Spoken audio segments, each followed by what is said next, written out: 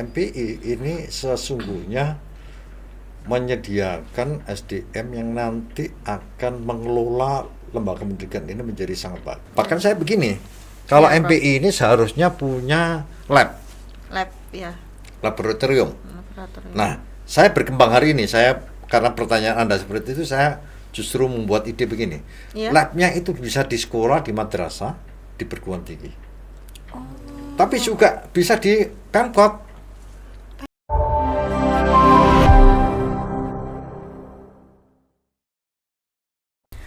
Assalamualaikum warahmatullahi wabarakatuh. Waalaikumsalam warahmatullahi wabarakatuh. Selamat datang kembali di podcast Impian Inspirasi Manajemen Pendidikan Islam. Nah, episode kali ini kita kebetulan kedatangan tamu yang spesial dan istimewa nggih. Prof. Abdul Haris selaku Rektor UIN Maulana Malik Ibrahim Malang nggih, Prof. Mantan rektor ya bilangnya. Mantan ya. Mantan rektor. Nah, kebetulan beliau ini juga merupakan dulu sempat menjabat sebagai ketua LP Ma'arif NU Jawa Timur, benar, Prof? Ya. Nah, ya. Selamat datang di MPI, Prof. Apa namanya? Sepertinya lama tidak bersua di UIN Sunan Ampel Surabaya ya. Ya, sejak tahun 2017 ya. Ya, sejak tahun 2017. Bagaimana kabarnya, Prof? Baik, alhamdulillah sehat. Alhamdulillah sehat. Sekarang kesibukannya apa saja, Prof, kira-kira? Sesuai dengan tusi seorang dosen, Iya. ya, mengajar, menulis, meneliti, dan tentu seperti ini menyampaikan gagasan-gagasan yang mungkin di luar mainstream ya. Iya, Prof. Baik, Prof. Mungkin untuk kali ini kita bincang-bincang santai saja, Prof, di podcast Impian ini. Ya. Kita kebetulan mengambil tema tentang Homo Homini Educandum, realisasi peran mahasiswa atau lulusan alumni MPI yang mana kita mengubah inovasi jadi aksi untuk menyongsong era baru. Nah, untuk era barunya ini kebetulan kita mengambil bonus demografi tahun 2030 dan Indonesia Emas 2045 seperti yang dicanangkan oleh pemerintah yang baru ini. Seperti itu, Prof. Nah, mungkin ini kan belakangan ini juga kita sebagai apa ya, Prof, inisiator pendidikan, top leader pendidikan itu kan membutuhkan usia produktif seperti itu. Antara 15 sampai 65 tahun. Lalu juga kita perlu berpikir sekitar 20 tahun ke depan ya, Prof, untuk menghadapi Indonesia Emas. Nah, mungkin langsung saja ini ingin menjelaskan sedikit kenapa alasan kita mengambil tema ini, enggak apa-apa ya, Prof? Monggo. Jadi kebetulan tema ini tuh diambil karena yang pertama kita mau branding prodi manajemen pendidikan Islam. Yang kedua sebagai fasilitas produk kreativitas dari anak-anak MPI UIN Sunan Ampel. Seperti itu. Ya, Prof. Mungkin langsung saja ke pertanyaan, enggak apa-apa, Prof? Monggo, silakan. Jadi pertanyaan pertama itu saya pribadi ingin tahu kenapa MPI ini menurut Prof Haris adalah prodi yang terbaik, dan mungkin kita perlu penjabaran secara panjang lebar, Prof, tentang program studi manajemen pendidikan Islam ini, karena memang yang kita tahu juga Prof Haris dulu sebagai kajur ya. Kajur juga di kependidikan Islam di Indonesia. Silakan, Prof. Terima kasih kepada teman-teman mahasiswa MPI ya. Iya, Prof. FTK UIN Sunan Ampel Surabaya ya.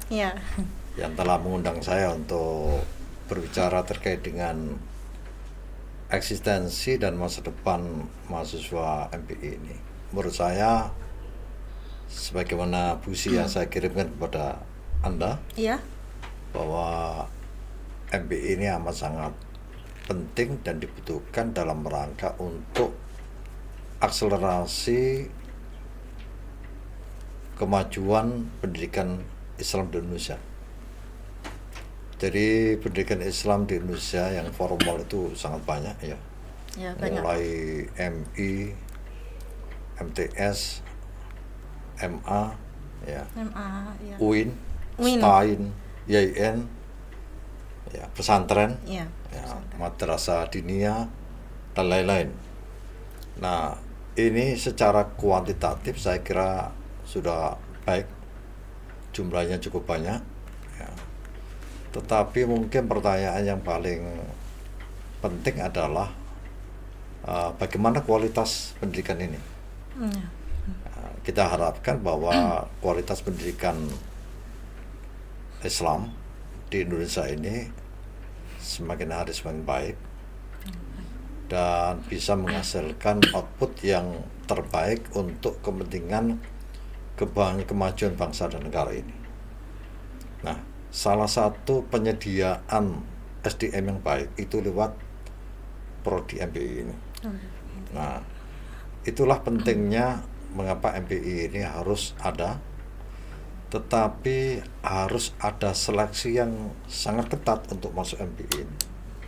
Bahkan mungkin kalau mau buka prodi-prodi baru di perguruan tinggi, tidak semena-mena harus tersedia betul infrastruktur dan hal-hal yang dibutuhkan dalam mengelola MPI ini, karena memang MPI ini menyediakan SDM yang nanti akan punya peran penting dalam mentransformasikan lembaga-lembaga pendidikan Islam itu. Dulu memang di Kemenak itu agak terlambat, dimulai dari KI, Kependidikan Islam. Ya, nah, Kependidikan Islam ini cikal bakal dari MPI. Kalau misalnya PAI itu sebuah lembaga yang menyediakan outputnya menjadi guru, ya, guru PAI dan yang lain-lain, ada PAI, ada yang lain-lain ya, PGMI dan sebagainya. Kalau MPI ini sesungguhnya menyediakan SDM yang nanti akan mengelola lembaga pendidikan ini menjadi sangat baik. Nah, persoalannya adalah kalau pengelolaan pendidikan Islam ini baik, maka kita bisa mempunyai hipotesis akan menghasilkan lembaga pendidikan ini menghasilkan orang-orang baik, SDM yang berkualitas ini. Maka kemudian KI ini berubah menjadi MPI. Kenapa? Menjadi lebih jelas gitu. Ya. Menjadi lebih jelas. Karena kalau KI itu Kependidikan Islam itu dulu diniscayakan memang menyediakan tenaga ahli yang akan punya peran memperbaiki pendidikan secara manajemen ya, tetapi jadinya KI dan juga menyediakan para ahli yang bergerak di bidang pemikiran pendidikan. Benar. Nah, KI ini gitu. Kemudian kita beralih jadi MPI yang lebih jelas lagi, justru fokusnya kepada manajerialnya. Nah, kalau sekarang sudah menjadi MPI ini berarti sebuah proses yang akan menghasilkan tadi output yang betul-betul profesional dalam bidang manajemen untuk mengelola pendidikan jauh lebih bagus ketimbang yang sudah-sudah ini. Misalnya bagaimana mengelola lembaga pendidikan formal, misalnya MI, MTS, MA, kemudian STAI atau STAIN, IAA, IAIN atau UIN. Ini ke depan harus dikelola jauh lebih bagus ketimbang yang sekarang ini. Karena apa? Seperti yang Anda katakan, tahun 2030 akan menjadi demografi, yaitu melimpahnya satu SDM yang mungkin seperti yang dikehendaki dan produktif. 2000 yang sangat produktif ya.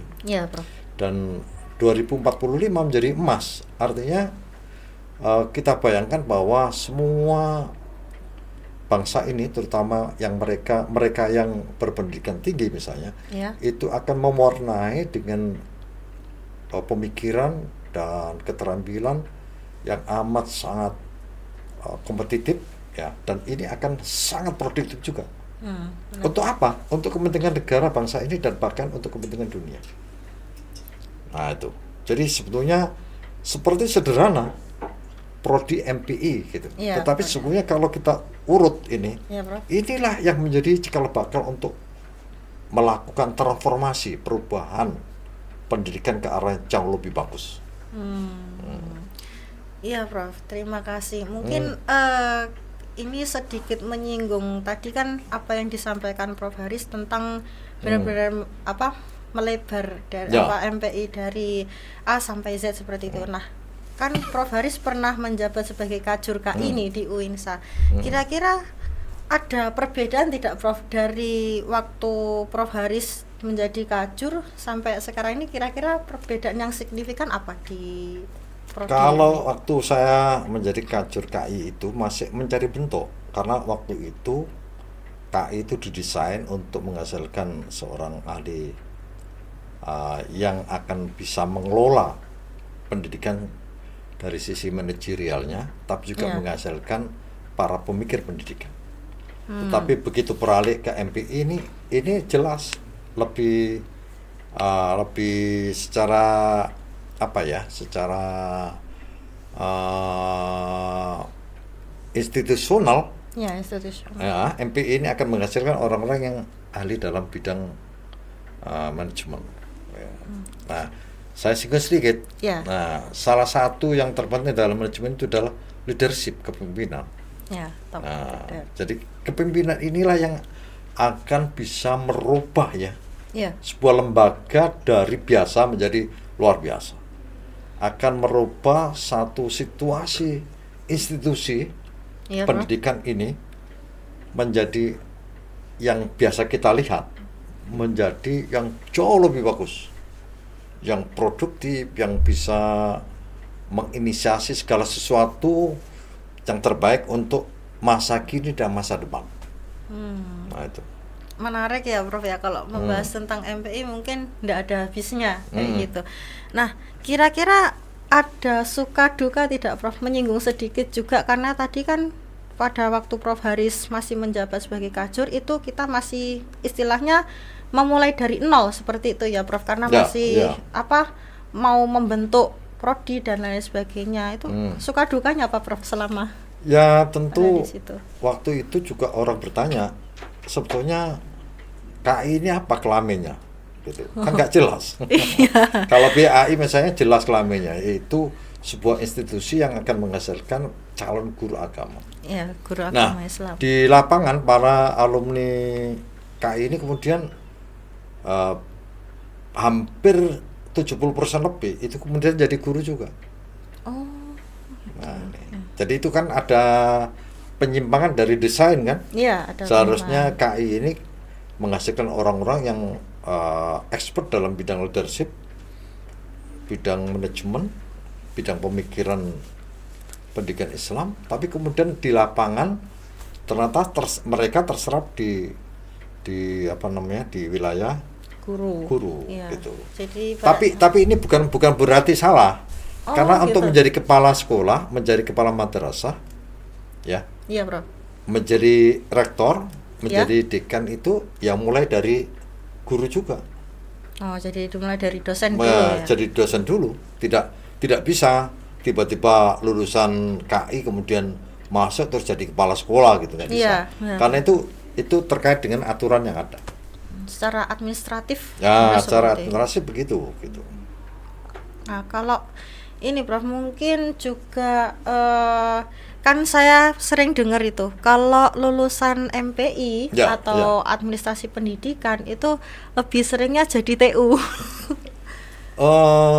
Makanya mungkin lewat podcast hari ini kita usulkan bahwa sungguhnya seorang leader dalam dunia pendidikan itu harus diatur, tidak harus dari tenaga pengajar, tenaga pendidik ya.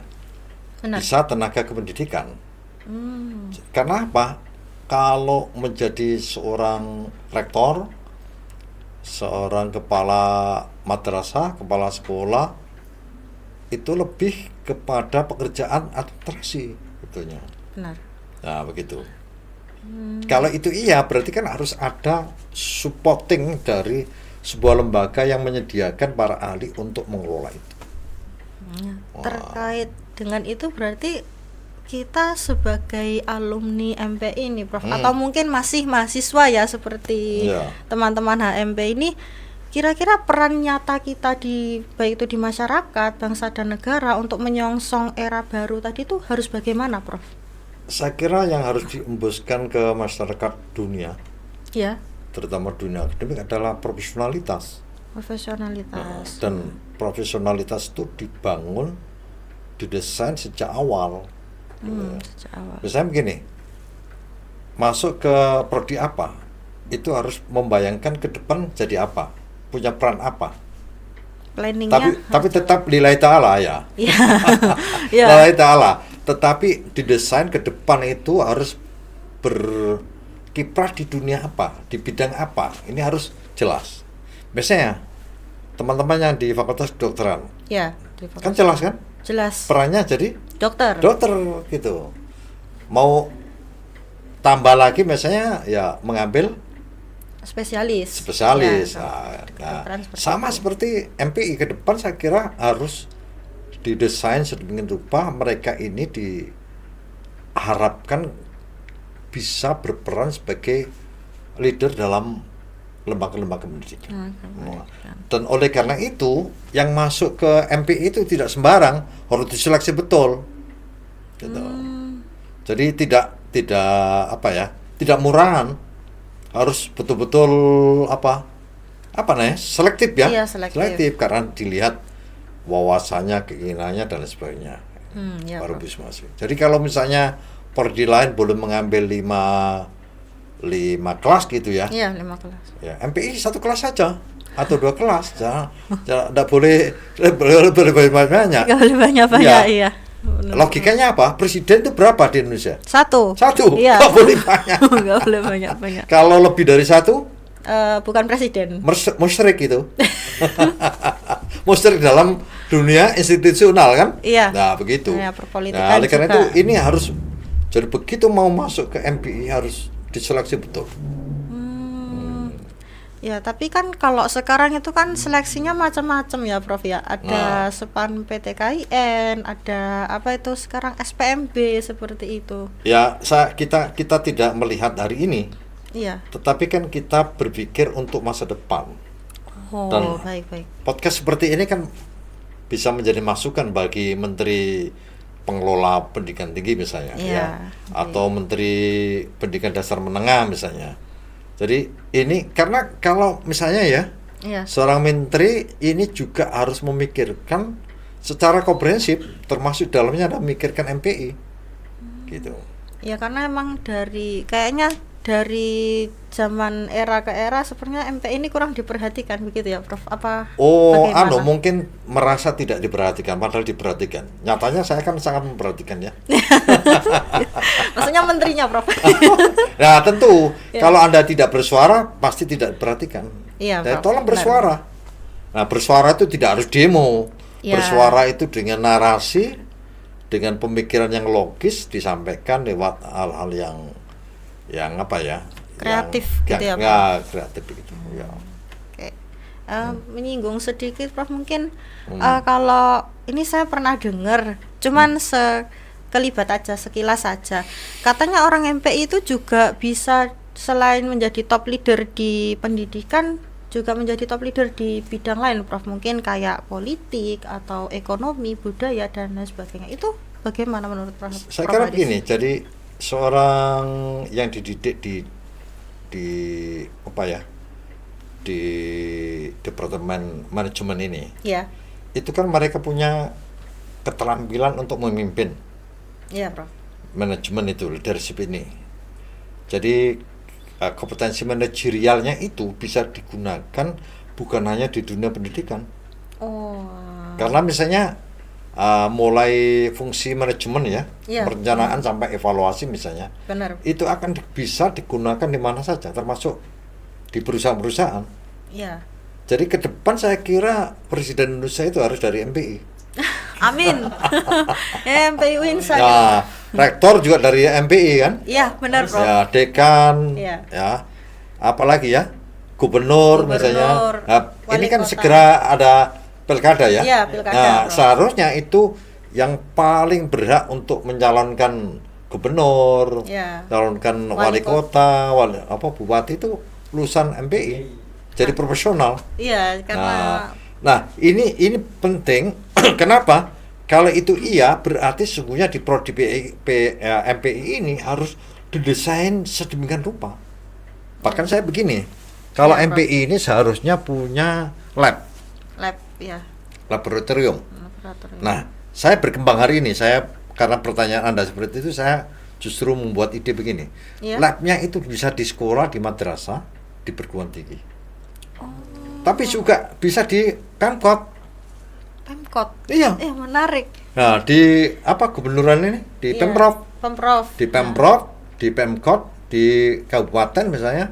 Bahkan mungkin di di tingkat kementerian, bahkan di ini. Karena apa? Karena ini terkait dengan manajemen. Jadi mahasiswa MPI itu punya lab ya. Iya, punya labnya itu di mana-mana yang terkait dengan manajerial. Oh, menarik soalnya. Iya, betul. Jadi jangan nggak boleh merasa, kan Anda aja yang tidak mau minta ya. Nah, kan bisa minta ke gubernur. Nanti kalau siapapun yang nanti terpilih, teman-teman mahasiswa MPI ke sana. Pak Gubernur atau Bu Gubernur ya misalnya. Kami ini dari MPI perlu tempat untuk praktik ya. Bagaimana gubernur itu merencanakan sampai melakukan evaluasi terhadap program yang dibuat. Begitu juga di Pemkot misalnya, di kabupaten misalnya, ya. Di sekolah, di perguruan tinggi dan sebagainya. Ini paling penting. Jadi saya estimasikan praktik untuk MPI ini sekitar 30-40%. 30-40%. Nah, jadi apa yang didiskusikan di kelas, masalah-masalah manajemen itu, kemudian jadi alat perspektif untuk melihat di lapangan dan sekaligus di sana mengambil sesuatu yang terbaik. Nah, dan inilah sesungguhnya yang selalu diajarkan oleh Islam. Khud ma sofa wada' makadar. Ketika praktek itu pasti ada yang jelek kan? Ada kekurangan-kekurangan. Nah, kekurangan-kekurangan itu menjadi pelajaran misalnya. Jangan sampai kemudian ke depan itu jadi diteruskan kekurangannya itu. Tapi khud ma sofa, ambil yang baik-baik, itu diambil. Nah, ini akan menghasilkan sarjana MPI yang luar biasa. Pantas kalau mereka ini menjadi calon presiden, calon gubernur, calon bupati dan sebagainya. Karena memang punya bekal. Punya bekal. Iya, Prof. Karena selama ini masih ada lagi. Masih ada bisa lagi. juga menjadi manajer di perusahaan. Menjadi manajer perusahaan rokok bentul misalnya. Apalagi perusahaan-perusahaan semen Gresik misalnya. Perusahaan-perusahaan ini. Oleh karena itu mereka mahasiswa itu juga disediakan, difasilitasi untuk bisa praktik di tempat-tempat itu. Dan harus didorong ke sana. Ada audiensi dengan direktur, Pak Direktur semen Gresik, Pak Direktur rokok bentul misalnya, dan lain-lain ya. Kami dari mahasiswa ingin tahu sebetulnya bagaimana pengelolaan secara manajemen di perusahaan Anda ini. Atau lebih dari itu, ya, bukan hanya sekedar datang untuk mencari pekerjaan, tapi membuat pekerjaan. Lapangan pekerjaan. Kenapa warung-warung di Surabaya ini tidak dikelola oleh lulusan MPI? Begitu kan? Jangan terlalu kecil, ya. Jangan terlalu kecil. Jadi MPI itu menyediakan pikiran-pikiran besar untuk bisa berkiprah di mana saja, tentu yang terkait dengan kompetensinya itu. Memang MPI manajemen pendidikan Islam, tetapi kan di situ ada manajemennya. Prof. Yang dipelajari POAC ya, Prof. Planning. Nah, apalagi itu jangan hanya dihafalkan, harus dipraktikkan. Nah, kalau itu jelas, maka jelas juga seperti Fakultas Kedokteran jadi dokter. Yang tadi itu berarti jadi manajer kan? Iya, benar. Nah, jadi manajer di situ. Tapi apa nanti tidak bertubrukan dengan anak-anak yang di manajemen bisnis kayak gitu itu, Prof? Ya tentu akan bertubrukan karena begini, yang tidak lulusan pendidikan aja bisa ngajar. Ada nggak dosen yang tidak lulusan dari kependidikan tapi ngajar? Ada. Ada nggak guru yang tidak lulusan dari kependidikan tapi ngajar? Ada. Banyak ya banyak sekali. Kenapa tidak itu menjadi karena memang punya kompetensi ya. Iya, punya kompetensi. Ya itu manajerial tadi itu, manajemen itu. Iya, Prof. Nah, itu kan bisa membuka pikiran Anda kan. Jadi masa depan itu cerah. Bukan suram. Karena benar-benar selama ini lulusan sarjana MPI yang sudah itu memang bingung, Prof, mau kemana. Akhirnya ya ada beberapa mungkin kan kalau orang yang suka bersosialisasi. Itu penting ya. Bingung itu penting karena mungkin ya. Iya, itu pilihannya banyak. Oh, iya. Jadi begitu keluar banyak yang minta, Anda minta jadi apa? Ini kan bingung ya memilih ini. Iya, Prof. Nah, seharusnya seperti itu. Ini menawari saya untuk menjadi komisaris ya. Apa? Amin. Apa? Loh, ini betul. Iya. Harus. Nah, itu dimulai dari kuliah ini. Jadi harus di prodi MP ini harus betul-betul disediakan seperti itu. Ya tentu dengan tanpa mengecampingkan prodi yang lain. Yang lain juga harus berinovasi seperti ini. Tapi manajemen itu penting, sangat penting. Di dunia mana saja ya, Prof ya. Saya bukan lulusan manajemen. Ya. Tapi karena saya menjadi kaprodi, menjadi jurusan kependidikan Islam yang hampir identik dengan MPI. Akhirnya jadi rektor kan? Iya. Andai kan saya nggak jadi kacur, kayaknya nggak jadi rektor saya. Ya. Tapi kok nggak jadi rektor di UIN saja, Prof? Oh ya, enggak. Itu terbagi-bagi. Saya pasti dicarikan yang tempat yang lebih luas lagi kan. Nah, di sini banyak yang sudah mumpuni untuk ngurus di sini. Iya, siap.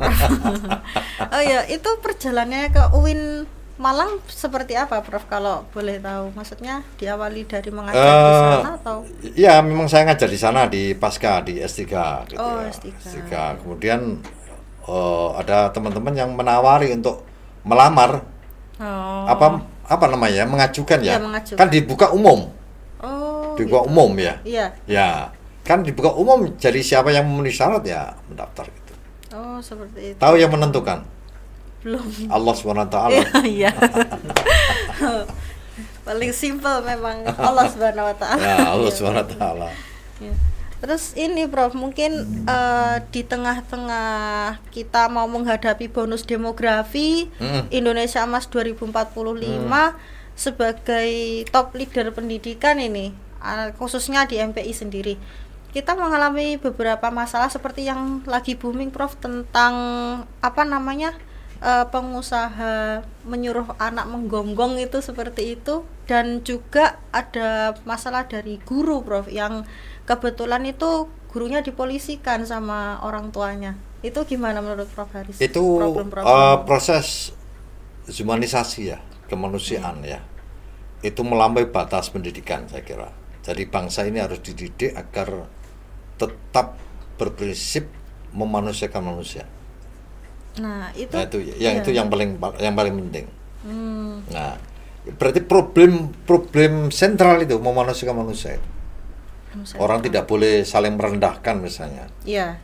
Ya. Bahkan antar agama pun tidak boleh saling menyalahkan sebetulnya ya. Iya, benar. Tapi berargumen bahwa agama saya benar dengan logika, dengan dalil nakli itu boleh. Tapi kalau merendahkan tak boleh. Nah, jadi karena itu pilihan-pilihan orang. Iya, Bro. Tapi kalau menyampaikan bahwa agama saya itu berdasar ini, ya sangat logis dan sebagainya, itu boleh karena memang itu haknya. Iya. Nah, sama dengan ketika yang Anda sebut tadi dua kasus tadi itu, memang ini harus terus dikembangkan untuk saling menghormati, dan bangsa ini harus tahu hak dan kewajibannya misalnya. Orang tidak boleh merendahkan karena statusnya misalnya. Orang miskin karena nggak punya harta direndahkan, tidak boleh. Lain jenis misalnya karena perempuan direndahkan nggak boleh, dan lain sebagainya. Harus dikembangkan humanisasi itu. Nah, salah satu misi pendidikan itu humanisasi itu, memanusiakan manusia itu. Tapi sekarang kan maksudnya untuk pemahaman seperti itu kan jarang dilaksanakan, Prof. Nah, kira-kira peran kita untuk mengatasi mungkin ya sekedar meminimalisir saja itu seperti apa kira-kira kalau?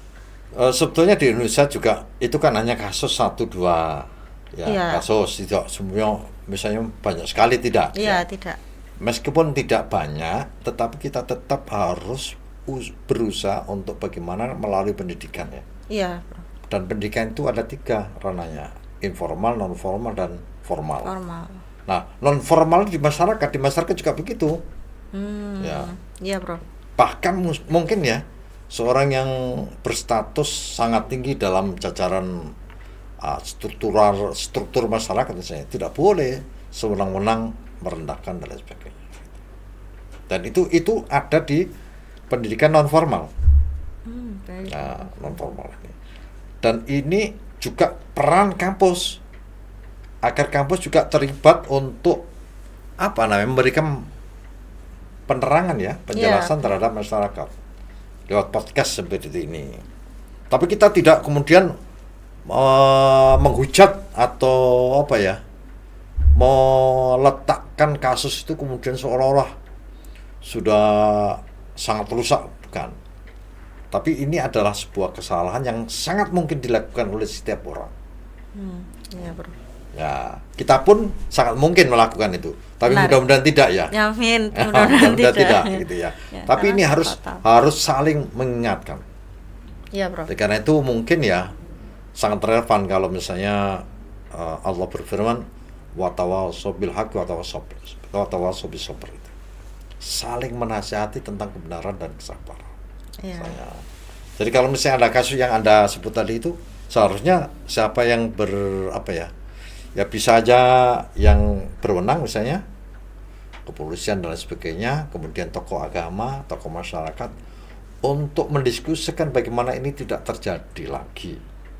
Sangat mungkin ini adalah representasi dari ketidaktahuan mereka.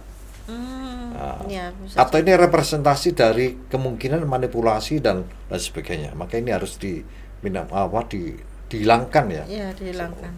Jadi perlu ada kaji ulang tentang kasus-kasus seperti itu ya, Prof? Oh, betul.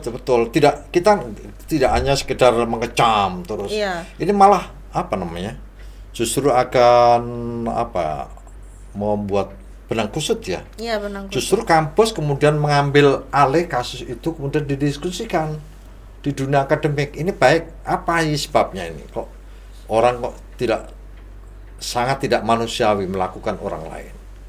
Iya, benar. Dan apa yang bisa dilakukan oleh kampus untuk itu? Gitu. Baik, Prof.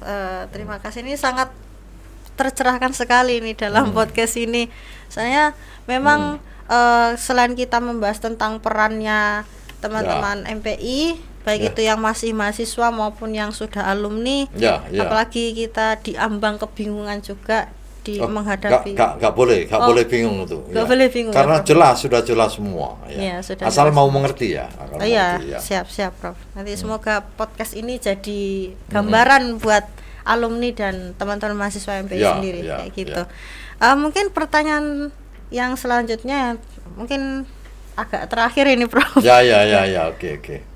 Sebenarnya bukan pertanyaan, tapi kita minta motivasi dan inspirasi kan. Kebetulan Prof Hari sudah menjadi top leader di bidang pendidikan, baik itu pendidikan ma'arif maupun pendidikan umum. Seperti itu, Prof. Apalagi tingkatnya kan sudah se-Jawa Timur. Jadi teman-teman perlu inspirasi sangat besar seperti itu, Prof. Seperti yang saya tulis di podcast MPI, berbincang bebas masa depan institusi itu. Puisi Jadi kalau misalnya terkait dengan MPI ini, menjadi harapan utama bagi saya pribadi. Karena mereka punya pengetahuan, punya skill, tetapi mungkin yang kurang adalah berlatihnya. berlatihnya. Perlu praktek tadi itu. Ada lab-lab yang tadi saya sebut. Iya, Prof. Ya, di sekolah misalnya, di madrasah, di perguruan tinggi, dan perguruan tinggi jangan hanya UIN, mungkin perguruan tinggi yang di dalam maupun di luar negeri misalnya, untuk betul-betul dijadikan lab untuk penguatan terhadap kompetensi manajerial itu. Oh, berarti kalau kampus umum juga enggak apa-apa ya, Prof? Oh, boleh. UI, ITB, IPB, dan jangan semua dianggap baik.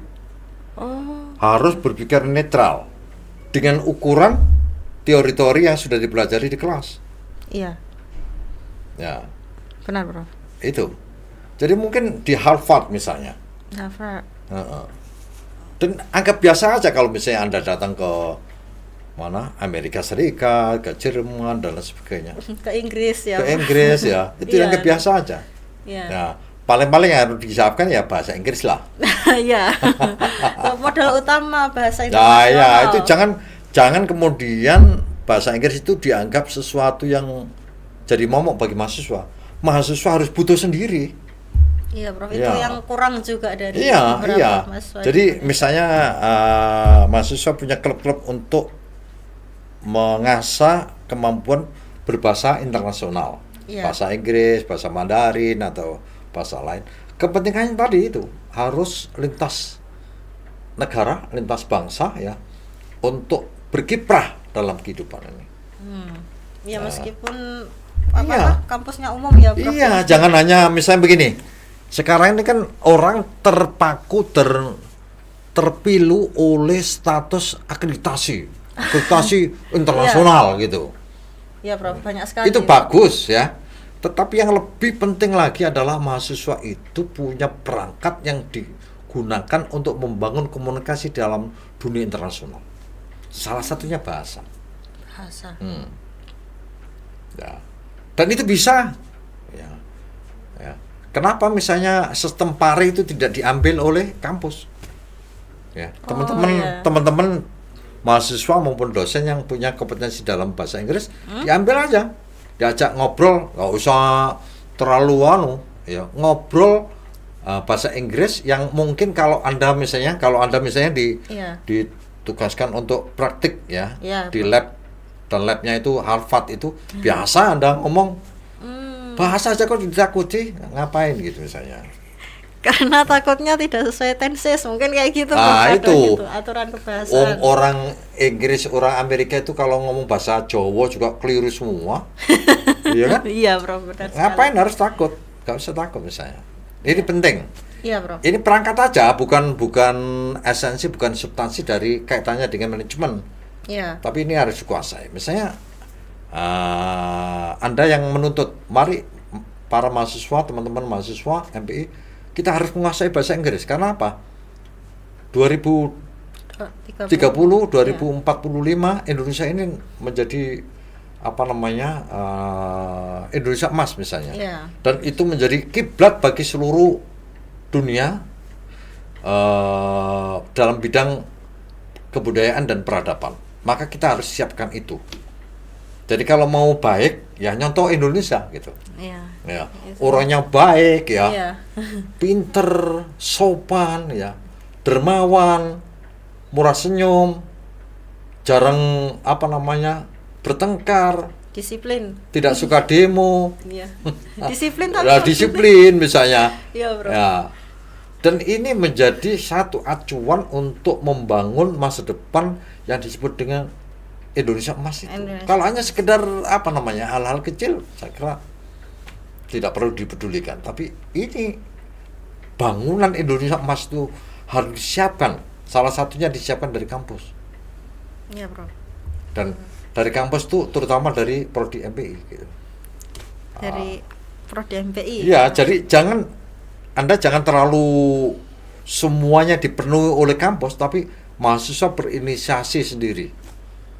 Bagaimana sih kita ke depan ini? Kita harus membangun komunikasi dengan dunia internasional. Kalau mau komunikasi dengan apa? Medianya dengan bahasa. Terutama bahasa Inggris. Tapi jangan lupa juga bahasa Arab. Iya, karena kita diulang. Iya, karena kalau bahasa Arab kan kita sudah berlatih komunikasi dengan Tuhan kan? Iya, benar. Jadi itu penting ya, karena negara-negara Arab, negara-negara yang menggunakan Arab sekarang juga punya progres yang luar biasa. Di daerah unit Emirat Arab. Iya, Anda bisa menjadi direktur apa saja di sana, tapi diperlukan bahasa Arab, bahasa Inggris, misalnya. Iya. Jadi ini kemudian MPI itu tidak hanya fokus terhadap hal-hal yang biasa, tapi harus juga mengambil sesuatu yang luar biasa. Wah, keren. Mengambil sesuatu yang luar biasa luar gitu biasa, ya. Iya. Karena Betul. emang yang jarang dipikirkan setiap orang itu kan biasanya hal-hal yang biasa saja, tapi yang luar biasa kan tidak terpikirkan. Jadi kalau saya misalnya jadi pimpinan itu menyediakan bagaimana mahasiswa itu cepat lulus, iya. Tapi pintar, daripada lama lulus tidak pintar. Bisa menjadi motivasi. Ya, cepat lulus, tapi pintar. Lama lulusnya tapi tidak pintar. Kan pasti memilih yang pertama itu menjadi motivasi. Jangan semua harus dimudahkan. Ya, harus benar. Semua harus dimudahkan. Baik, Prof. Terima kasih atas motivasi serta inspirasinya, Prof. Mungkin itu mungkin ada lagi, Prof. Ini saya kebetulan kepikiran tentang role model kepemimpinan di MPI itu kan kalau secara umum kan ada demokratis, otoriter dengan karismatik. Nah, ini biasanya yang kalau di MPI sendiri yang lebih dominan pakai yang mana, Prof?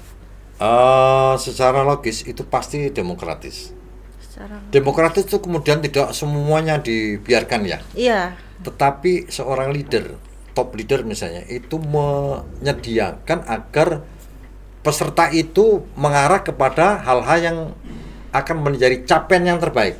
Gitu. Misalnya Indonesia ini kan demokratis ya. Iya, demokratis. Tidak dibiarkan seenaknya semua, tetapi diatur dengan baik. Undang-undang misalnya. Ya, secara administratifnya. Ya, begitu. Saya kira tetap demokratis, tidak boleh tidak. Dan Islam pun sangat demokratis. Iya, Prof. Kalau karismatik dan otoriter itu perlu digunakan juga tidak, Prof? Di balik demokratis. Tidak perlu. Jadi menurut saya tetap demokratis. Artinya apa? Seorang top leader misalnya, siapapun apapun itu tetap tidak kebal kritik. Ya. Kalau misalnya diniscayakan adanya karismatik, itu artinya adalah orang taat karena karismanya, bukan karena kebenaran yang dibawa. Dan ini bahaya sekali kan? Iya. Kalau orang yang karismatik betul tapi pikirannya salah, itu dol wadol. Jadi ke bawahnya juga salah. Ya. Dan ini diperingatkan oleh Nabi loh. Diperingatkan oleh Nabi. Dari misalnya di hadis Bukhari, hadis nomor 100 ya kalau nggak salah. Ya. An Abdullah bin Amr bin al-As qala Sami'tu Rasulullah sallallahu alaihi wasallam yaqul Innallaha yaqbidul ilma intiza'an yantazi'u minal ibad walaki yaqbidul ilma biqabdil ulama hatta idza lam yabqa aliman atau aliman fattakhatan nasu ru'usan juhalan fasu'ilu fa'aftau bi ghairi ilmi fadallu wa adallu rawal Bukhari. Luar biasa. Betul ini. Iya. Bisa dicek di hadis Bukhari. Iya, ke 100. Jadi ya, hadis yang nomor 100. Iya. Jadi hadis ini dari Abdullah bin Umar bin Al-As. Dia berkata, aku dengar dari Rasul, beliau bersabda, Allah itu tidak akan mengambil ilmu secara spontan, ya. Ya, Bro. Tetapi Allah mengambil ilmu itu dengan mengambil para orang ahli, ulama, cendekiawan. Ya, cendekiawan. Kemudian kalau tidak ada orang pintar, ittakhudan nasu ru'usan juhalan. Kemudian manusia itu mengangkat pemimpin ru'usan juhalan, pemimpin yang bodoh. Artinya tidak pernah belajar leadership ya, manajerium dan fasu'ilu fa'aftau bi ghairi ilmin. Maka kalau dia tanya, dia memberi fatwa, memberi jawaban tuh tanpa ilmu. Jadi asal-asalan seperti itu. Fadallu wa adallu, maka dia sesat dan menyesatkan. Dan ini pasti ini menjadi andalan dari manajemen. Iya, Prof. Benar. Itu harus dihafalkan oleh semua mahasiswa manajemen. Jadi ingat hadis nomor 100 di kitab Sahih Bukhari. Iya, Sahih Bukhari. Dan itu insya Allah sahih hadisnya. Karena memang untuk menjadi top leader pun terkadang kan kita memilih pemimpin itu yang agak sembarangan gitu. Itu bahaya ya. Iya, karena di zaman sekarang ini kan pokoknya kalau dia pinter ngomong, dia jadi pimpinan, seperti itu. Kebanyakan seperti itu. Pinter ngomong penting. Kalau misalnya seorang leader bisu itu sulit juga kan. Jadi harus pinter ngomong, tetapi harus punya konsistensi, punya kebenaran yang diomongkan. Ya, betul kan? Betul. Coba kalau misalnya presiden bisu, gimana? Agak sulit. Agak sulit. Ya bisa tapi agak sulit. Iya, karena memang kadang juga ada yang mungkin dalam implementasinya kurang seperti betul. Tapi secara bicara, gaya bicaranya bisa mempengaruhi atau memberikan sugesti untuk orang lain. Itu masih kurang 33%. Masih kurang 33%. Dari kekurangannya itu 33%. Ya. Masih perlu belajar lagi ya berarti. Tentu belajar untuk mengimplementasikan pikiran-pikiran jeniusnya, begitu. Ya, siap, Prof. Okay. Tapi terkadang seperti itu adanya kekurangan wadah itu tadi, Prof. Tentu. Oleh karena itu kan ada balances ya, ada perimbangan. Iya. Makanya saya memilih demokrasi tadi itu. Seorang leader itu lebih dilihat dari secara demokratis. Iya, gaya kepemimpinan demokratis, bukan karena karismatik dan otoriter. Iya. Apalagi otoriter itu nggak boleh sama sekali. Karena itu bahaya. Apabila ada di kependidikan punya top leader yang seperti itu, bagaimana, Prof, kira-kira ya? Terutama harus diberi masukan supaya tidak seperti itu. Ya. Jadi orang-orang yang masih punya pikiran jernih harus memberi masukan gitu. Jadi ada yang perlu komunikasi juga, komunikatif gitu. Betul. Ya, Prof, ya. Jadi harus semua saling belajar gitu. Iya, benar. Dan semua harus mengikuti take and give. Nah, jangan hanya berceramah tapi juga harus mendengarkan ceramah. Ya, siap, Prof. Nah, mungkin jadi khotib juga jadi jamaah. Khotib dan jamaah harus seimbang gitu, harus ya, Prof. Seimbang, kira-kira. Mungkin itu saja, Prof, yang terima kasih ya. Ya, kami kami sampaikan. Terima kasih sekali sudah mau hadir di Impian Podcast bersama teman-teman MPI. Ya, saya juga terima kasih masih diakui ya. Karena sudah lama ini Kak diakui. Ya, kemarin kepikiran ini kan mencari alumni KI, alumni MPI. Kebetulan ada yang memperkenalkan dengan Prof Haris. Iya. Waktu itu sebenarnya saya sudah kenal Prof Haris waktu menjadi rektor, cuman belum berani untuk menghubungi karena salah satu kelemahan mahasiswa untuk tidak mengambil kesempatan bisa improvisasi itu karena tidak berani itu. Jadi mulai hari ini mahasiswa MPI harus berani. Siap, sekali-kali audiensi dengan Pak Prabowo, dengan Menteri Agama. Biasa-biasa aja, mereka itu wakil kita, bukan siapa-siapa. Tapi kita tidak menistakan mereka, kita menghormati, tapi kita juga minta supaya ada komunikasi. Iya, gitu. benar, Bro. Iya. Karena mereka itu membawa amanat kita kok. Ya, dipilih oleh rakyat. Iya, jangan takut. Nah, minimal ke gubernur, nanti siapapun yang terpilih silakan. Wali kota karena kita di Surabaya. Iya, Prof. Iya, sampaikan aja seperti ini. Bahkan mereka diundang ke podcast ini. Keren kayaknya ya. Iya, jadi jangan dianggap wah seperti biasa aja. Mereka itu. Iya, mereka itu tanggung jawab kepada Allah SWT. Membawa amanah yang kita berikan. Siap. Ya. Nanti bisa diagendakan sama teman-teman MPI. Kalau arogan, apa ini kok mengambil? Wah, ini berarti dia tidak takut kepada Allah SWT. Siap, Prof. Sekali lagi terima kasih, Prof. Mohon terima maaf kasih. dari kami apabila ada kesalahan dan kekurangan. Mungkin waktu yang diberikan atau mungkin tempat yang kurang berkenan seperti itu, Prof. Sama-sama. Terima kasih. Assalamualaikum warahmatullahi wabarakatuh. Waalaikumsalam warahmatullahi wabarakatuh.